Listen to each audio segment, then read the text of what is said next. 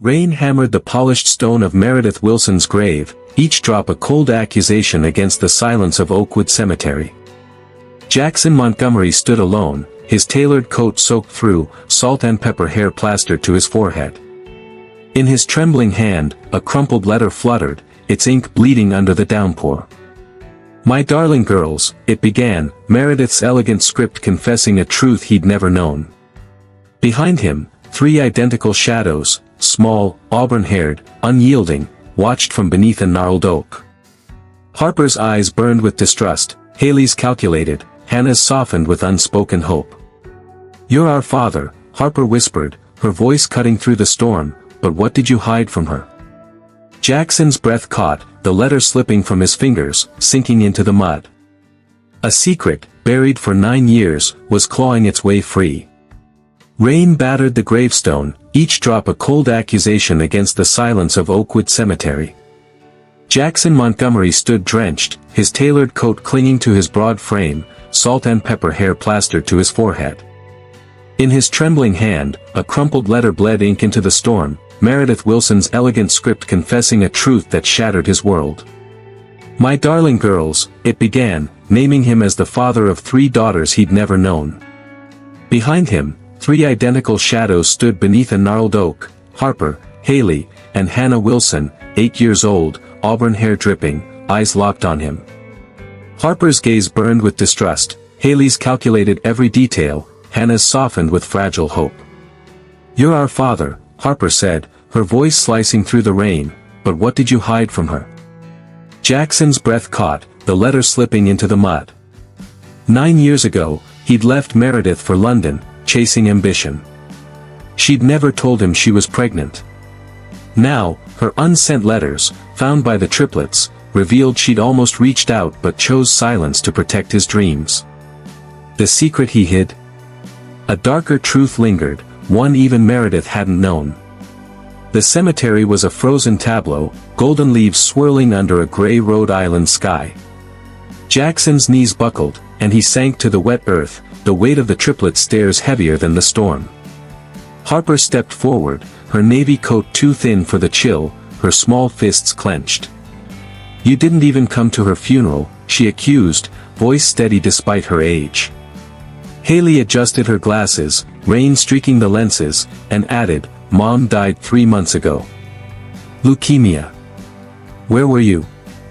Hannah, clutching a sketchbook to her chest, said nothing, but her eyes, Meredith's eyes, pleaded for an answer. Jackson's throat tightened. He'd been at his own wife's funeral that day, Eleanor's coffin lowered into this very cemetery. He hadn't known Meredith was gone, hadn't known about the Triplets. But the girls didn't care about his excuses. They wanted truth, and he wasn't ready to give it. He stood, unsteady, his Wall Street polish stripped away.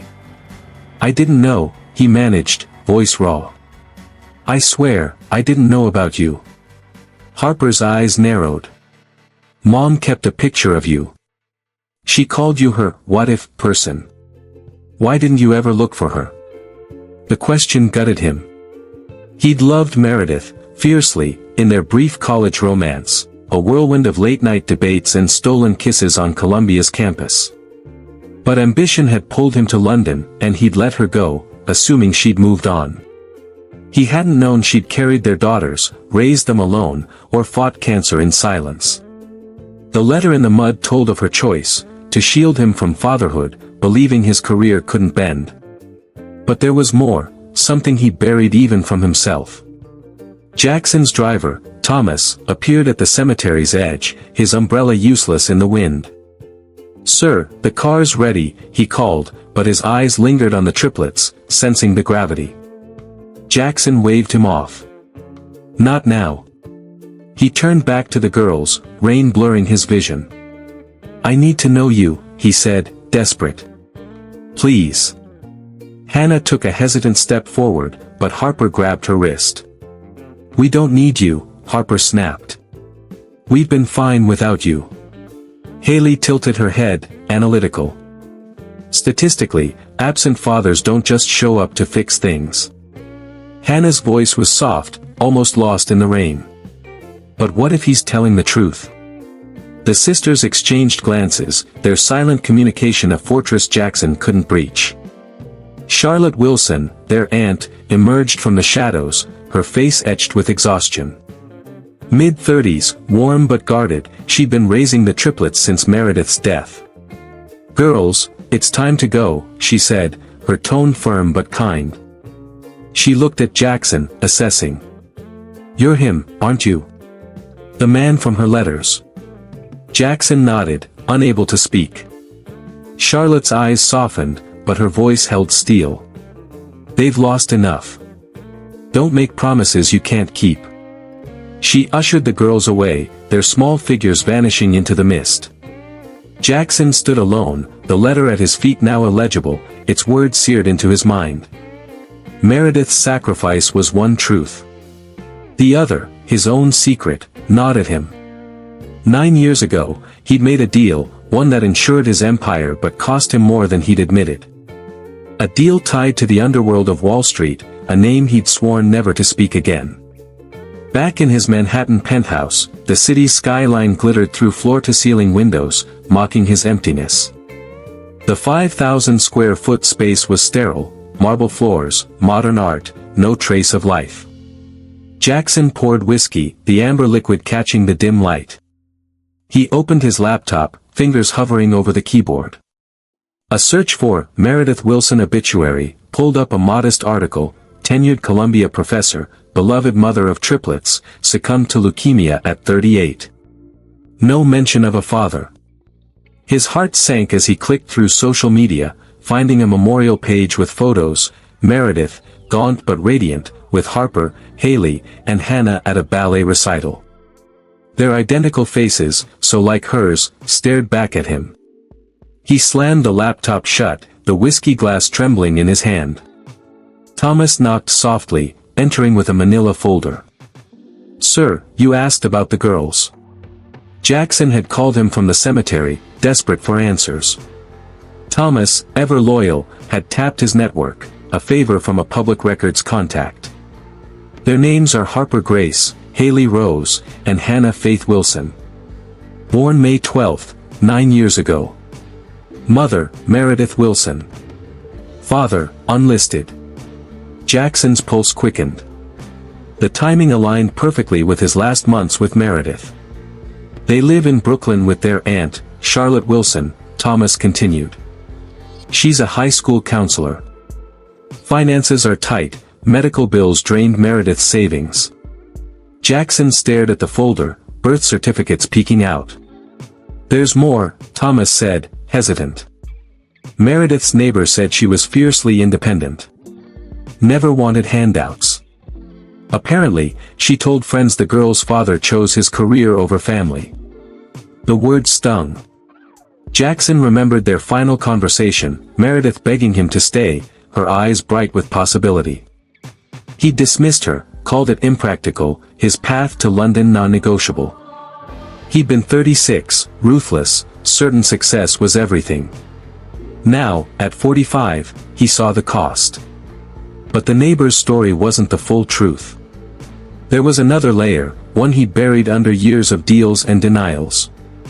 A name from his past, Victor Crane, a Wall Street fixer with ties to the city's underbelly.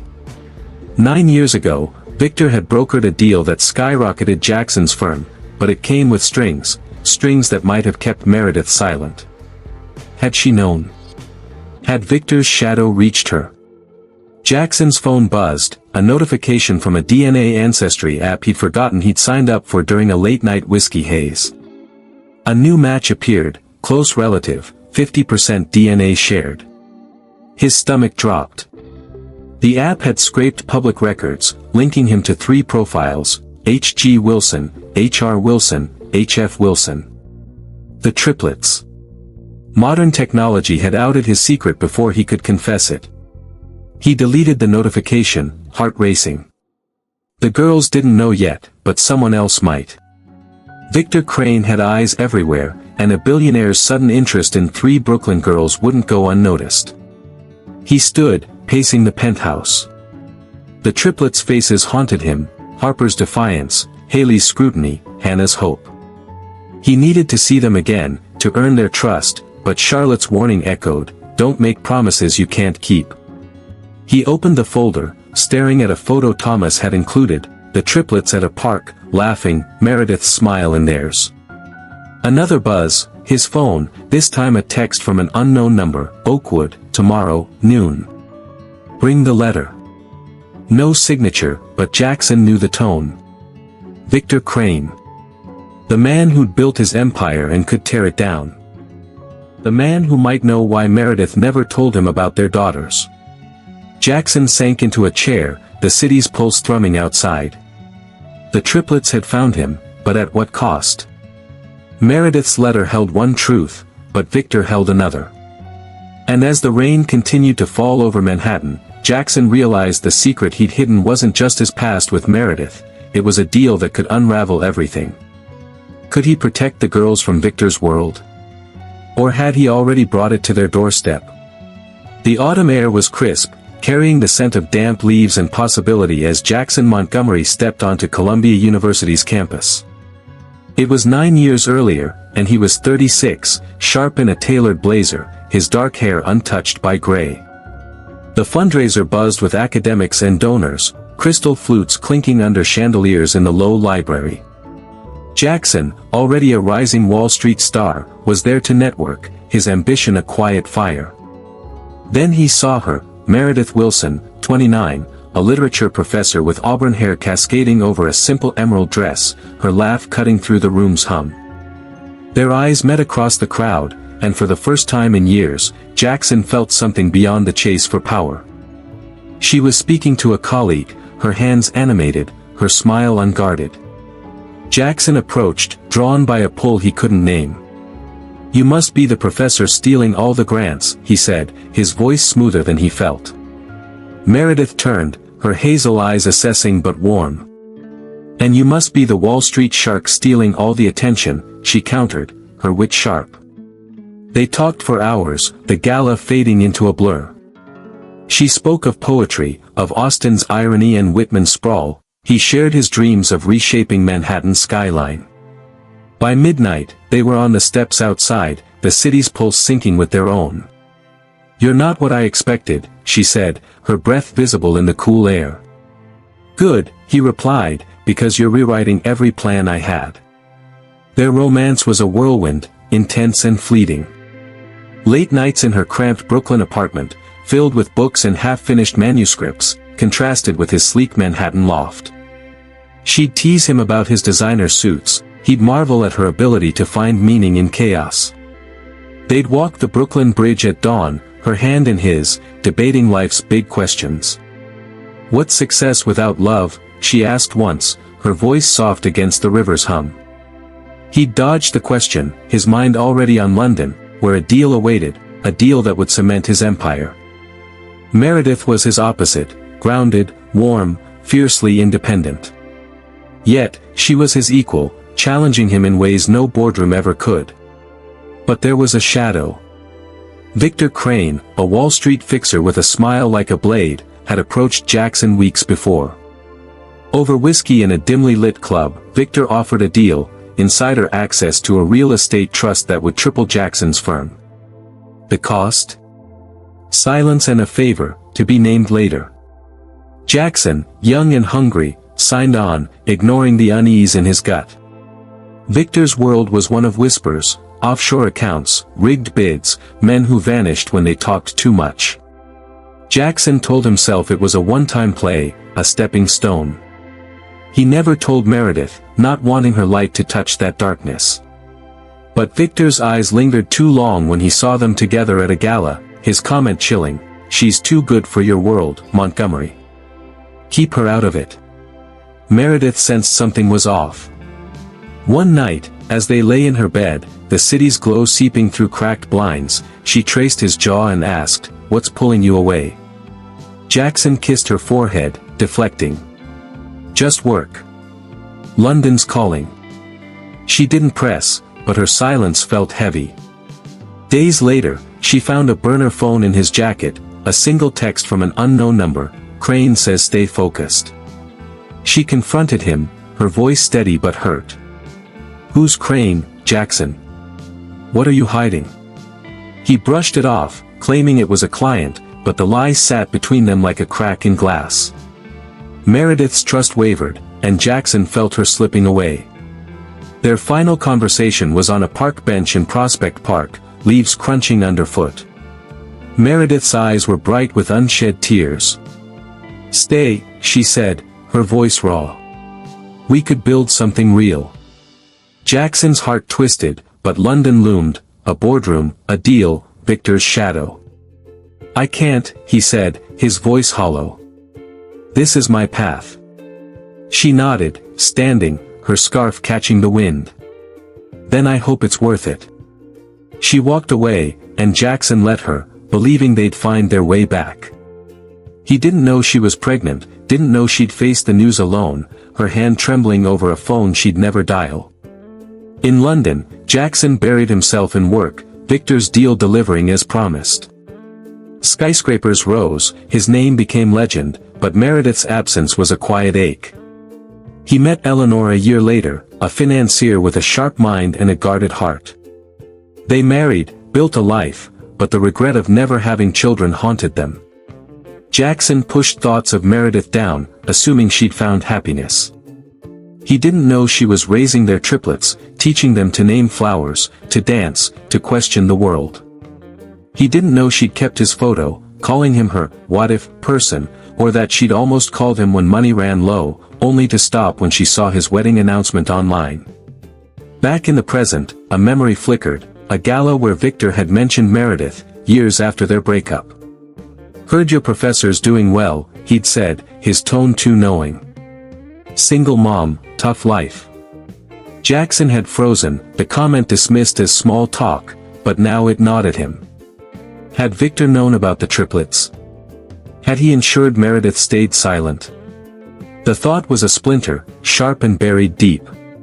Jackson's phone buzzed again in his penthouse, the same unknown number, Oakwood, noon. "Don't test me." Victor's reach was long, and Jackson's sudden interest in the triplets had clearly stirred something. He opened the manila folder Thomas had given him, staring at the triplets' birth certificates. Harper Grace, Haley Rose, Hannah Faith. Born 9 years ago, the math undeniable. A photo slipped out, Meredith with the girls, their identical faces beaming at a science fair. Jackson's chest tightened. They were his, and they were strangers. He thought of their Brooklyn brownstone, described by Thomas as warm but worn, photos and books crowding every surface. It was the opposite of his sterile penthouse, a home where love had lived, where Meredith had poured herself into 3 girls who now stood at the edge of his world, demanding answers. Another buzz, a notification from the DNA app, now showing a second match, CW, 30% DNA shared. Charlotte Wilson, Meredith's sister. The app was piecing together his life faster than he could control. He deleted it, but the digital trail was there, waiting for someone like Victor to exploit. Jackson poured another whiskey, the glass cold against his palm. He'd meet Victor tomorrow, but not as the man he'd been 9 years ago, naive, eager to please. This time, he'd protect his daughters, even if they didn't know they were his. The question was, what did Victor want, and how much did he know about Meredith's silence? As the city hummed below, Jackson felt the weight of a past he couldn't outrun, and 3 small faces who held his future in their hands. What had Meredith protected him from, and at what cost? The noon sun pierced the mist at Oakwood Cemetery, casting long shadows over Meredith's gravestone. Jackson Montgomery stood rigid, his coat flapping in the wind, the crumpled letter from yesterday now folded tightly in his pocket. Victor Crane emerged from behind a marble angel, his silver hair slicked back, his smile a razor's edge. At 60, he was lean, predatory, his tailored suit a stark contrast to the cemetery's decay. "You look like hell, Montgomery," Victor said, lighting a cigarette, the smoke curling into the damp air. "Fatherhood doesn't suit you." Jackson's jaw tightened. Victor knew, about the triplets, about Meredith, maybe more. The question was how, and what he wanted to keep it buried. "You sent the text," Jackson said, voice low, controlled. "What do you want?" Victor exhaled, his eyes glinting. Always so direct. I taught you well. He stepped closer, gravel crunching under his polished shoes. Meredith Willson. Brilliant woman. Shame she got caught in your orbit. Jackson's pulse spiked. Leave her out of this. Victor chuckled, cold. Too late. She was collateral damage 9 years ago. You didn't even notice. The words landed like a fist. Collateral damage. Jackson's mind raced back to London, to the deal Victor had brokered, a real estate trust that made him a billionaire. He'd ignored the whispers of rigged bids, of families displaced, of lives upended. Had Meredith been one of those lives? Victor flicked ash onto the grass. She found out, you know. About our little arrangement. Tried to warn you. Jackson froze. The burner phone Meredith had found, the text from Victor, Crane says stay focused. She hadn't just questioned his secrecy, she'd glimpsed the underbelly of his world. What did you do to her? Jackson demanded, stepping forward. Victor raised a hand, unperturbed. Nothing direct. I don't dirty my hands. But I made sure she understood, contact you, and her life gets complicated. She was pregnant, Jackson. She chose silence to protect those girls. The revelation was a blade. Meredith hadn't just spared him for his career, she'd shielded their daughters from Victor's reach. Jackson's hands clenched, the letter crinkling in his pocket. You threatened her. Victor shrugged. Persuaded. She was smart, knew the cost of crossing me. Kept your photo, though. Called you her, what if? Pathetic, really. Jackson lunged, grabbing Victor's lapel, but the older man didn't flinch. Careful, Victor hissed. You're in deep now. Those girls. They're leverage. Jackson released him, heart pounding. Leverage. Victor's game was clear, the triplets were a bargaining chip to keep Jackson compliant, to protect the secrets of their past deal. But there was more, Victor's confidence hinted at a deeper play, one Jackson couldn't yet see. Back in his penthouse, Jackson paced, the city's skyline a glittering cage. He opened the manila folder, re-examining the triplets' birth certificates, the photo of them with Meredith. His daughters, caught in a web he'd spun years ago. Thomas knocked, his face grim. Sir, you asked about Victor Crane. He slid a USB drive across the desk. My contact dug deep. It's not good. Jackson plugged it in, a file opening to reveal documents, bank transfers, encrypted emails, a grainy photo of Victor with a man in a Brooklyn alley. The man was Charlotte Wilson's late husband, Daniel, a journalist who died in a hit-and-run 2 years ago. Notes suggested Daniel was investigating Victor's network, sniffing too close to the real estate scandal. Jackson's stomach churned. Had Victor silenced Daniel to keep Meredith in line? The twist hit like a thunderclap. Charlotte wasn't just the triplets' protective aunt, she'd been complicit. An email from Daniel to Charlotte, dated weeks before his death, read, Crane's dangerous. If Meredith talks, he'll come for us all. Charlotte had replied, I'll keep her quiet. For the girls. Charlotte had known about Victor's threats, had urged Meredith to stay silent, not just for love but for survival. The warm, cautious aunt who'd let Jackson into the triplets' lives wasn't a neutral guardian, she was a gatekeeper, guarding her own secrets.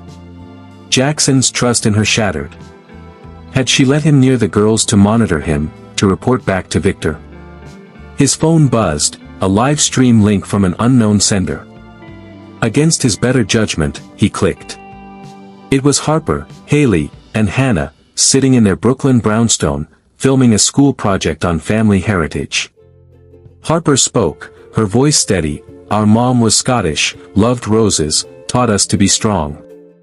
Haley adjusted her glasses, we don't know our dad's side. Maybe he's out there.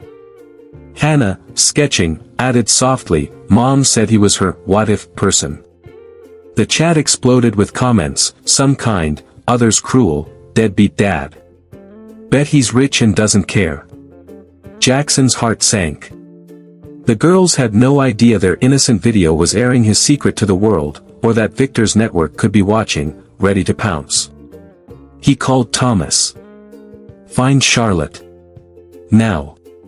Within hours, Thomas tracked her to a Brooklyn cafe, where she sat alone, scrolling through her phone. Jackson confronted her, sliding into the booth. You knew about Victor, he said, voice low. Charlotte's eyes widened, then hardened. You don't understand, she whispered. Daniel was killed because he got too close. I had to protect the girls. Jackson leaned in. By lying to them? By keeping me away? Charlotte's hands trembled. Meredith wanted to tell you, but Victor's people were everywhere. After Daniel died, I begged her to stay quiet. She did it for the girls, not you. The admission was a gut punch. Charlotte wasn't a villain, she was a mother figure trapped by fear, her loyalty to Meredith and the triplets twisted by Victor's shadow. Jackson's phone buzzed again, a text from Victor, cute video. Keep them offline, or they're next. The threat was clear. Victor wasn't just after Jackson's silence, he wanted control, using the triplets as pawns. Jackson stood, his mind racing. He needed to protect the girls, but how? The DNA app notification blinked again, now public on social media, tagged in the triplets livestream, billionaire Jackson Montgomery linked to Brooklyn triplets. The digital world was closing in, exposing his secret faster than he could contain it. Charlotte grabbed his arm. Don't go to Victor alone, she pleaded. He's not what you think. Jackson pulled away. Then who is he? Charlotte's voice dropped. He's not just a fixer. He's family. The bombshell landed. Victor Crane was Meredith's distant cousin, a fact buried in old family records Thomas had uncovered. He'd known about the triplets from the start, had watched Meredith from afar, using her vulnerability to tighten his grip on Jackson. The real estate deal wasn't just business, it was personal, a way to bind Jackson to him, to ensure loyalty through shared guilt. Victor had orchestrated Meredith's silence, Daniel's death, and now the triplets' exposure, all to keep his empire untouchable. Jackson's world tilted. The man he'd trusted, feared, was blood to his daughters, a predator hiding in plain sight. Jackson drove to the brownstone, rain streaking his windshield. He needed to see the girls, to warn them, but Charlotte's words echoed, they're fragile. He parked across from PS 107, watching as Harper, Haley, and Hannah emerged, backpacks slung over their shoulders. Harper led, Haley analyzed the crowd, Hannah clutched her sketchbook. They didn't know their live stream had gone viral, or that Victor's eyes were on them. Jackson's phone lit up, a final text from Victor, you can't hide them forever. As the girls disappeared into the Brooklyn dusk, Jackson realized the truth he'd hidden wasn't just his fatherhood, it was the monster he'd unleashed by trusting Victor Crane. Could he unravel Victor's web before it ensnared his daughters? Or had Meredith's sacrifice been for nothing?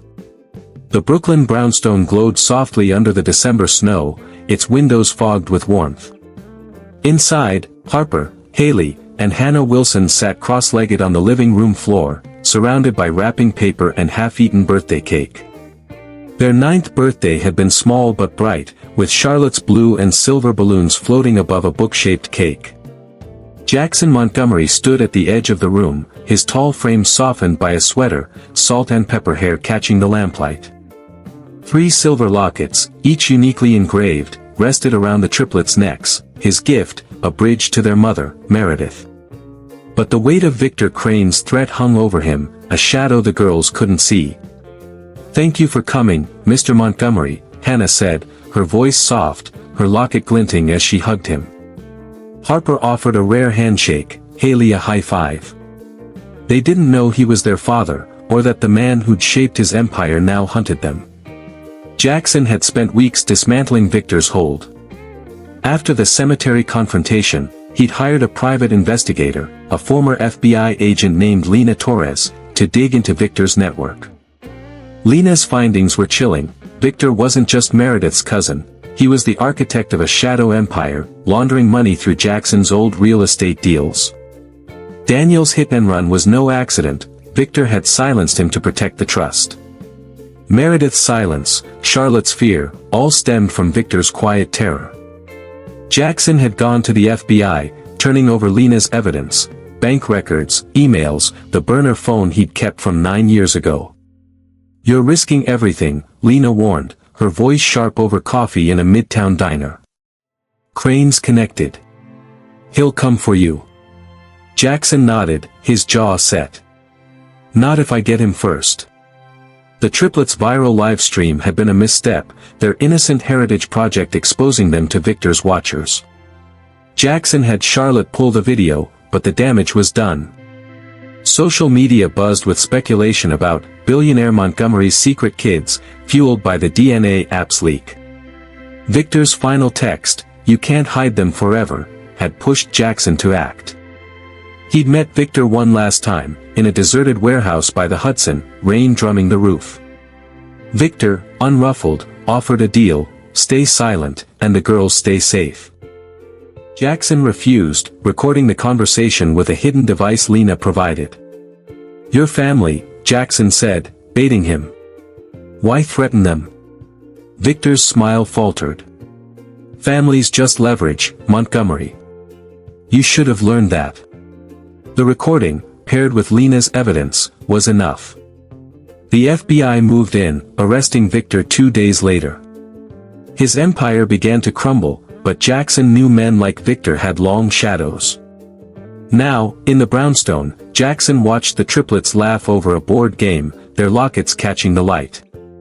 Harper's was angular, engraved with, "Your mother's strength lives in you." Haley's had a sapphire, "Your mother's wisdom." Hannah's was scalloped, "Your mother's heart." The words, chosen from Meredith's letters, had moved them to tears, a rare crack in their guarded hearts. Charlotte, in the kitchen, gave Jackson a nod. She'd confessed her role, urging Meredith's silence out of fear after Daniel's death, but her love for the girls was undeniable. Jackson forgave her, knowing she'd protected them when he hadn't. "They're ready," Charlotte whispered, joining him. "Tell them." Jackson knelt before the Triplets, his heart pounding. The room quieted, their identical eyes, Harper's fierce, Haley's analytical, Hannah's hopeful, locked on him. "There's something I need to say," he began, voice steady despite the storm inside. "Your mother was my what-if person, too. 9 years ago, I loved her, but I left for London. I didn't know she was pregnant." Harper's brow furrowed, Haley's glasses slipped, Hannah's sketchbook stilled. "I'm your father," Jackson said, the words raw, final. Silence stretched, heavy as snow outside. Then Harper spoke, her voice small but firm. "We know. We found Mom's letters. The ones she never sent." Haley nodded. "The DNA app, too. It matched us." Hannah's eyes shimmered. "Why didn't you tell us sooner?" Jackson exhaled, the truth spilling out. "I was afraid. Afraid you'd hate me for not being there, for not knowing. And there was someone, a dangerous man, who made it harder for your mom to tell me. He didn't name Victor, not yet. The girls deserved healing, not fear." Harper crossed her arms. "You left her. You chose work." The accusation stung, but Jackson met her gaze. "I did. And I'll spend my life making that right, if you'll let me." Hannah moved first, slipping her hand into his. "Mom would have wanted you here," she said softly. Haley tilted her head. "Statistically, people can change. We'll need data, though." Harper hesitated, then touched her locket. "Maybe. But you have to keep your promises." The moment broke when Charlotte brought out hot chocolate, the girls' laughter returning like a melody. Jackson stayed late, helping clean up, the brownstone's warmth seeping into him. As he left, snow dusting his coat, he glanced back. 3 faces watched from the window, their lockets gleaming. He'd moved to a new apartment, designed with rooms for each girl, Harper's with bookshelves, Haley's with a telescope, Hannah's with a ballet bar. They hadn't stayed over yet, but the invitation was open, a promise of time. Months later, spring bloomed in Central Park, cherry blossoms dusting the paths. Jackson walked with the triplets, Harper debating a novel, Haley explaining photosynthesis, Hannah sketching a squirrel. Victor's trial loomed, but Jackson shielded the girls, Lena ensuring their names stayed out of it. The FBI had uncovered more, Victor's threats to Meredith, his role in Daniel's death, but Jackson focused on the present. Charlotte had started a foundation in Meredith's name, funded by Jackson, to support single mothers. The triplets helped choose its logo, a white rose, Meredith's favorite. At Meredith's grave, a year after that rainy day, the girls laid roses, white for new beginnings. Jackson stood behind, his hand resting lightly on Hannah's shoulder. "We're okay," Harper said, her voice softer now, a daughter's trust slowly earned. Haley adjusted her glasses. "Better than okay. We have variables now." Hannah smiled, her locket catching the sun. "We have you, Dad." The word, so new, so fragile, filled Jackson's chest. He'd lost Meredith, lost years, but found a future in 3 girls who carried her light. As they walked away, hand in hand, the gravestone gleamed under the spring sky, a quiet promise of healing, of hope, of a family remade.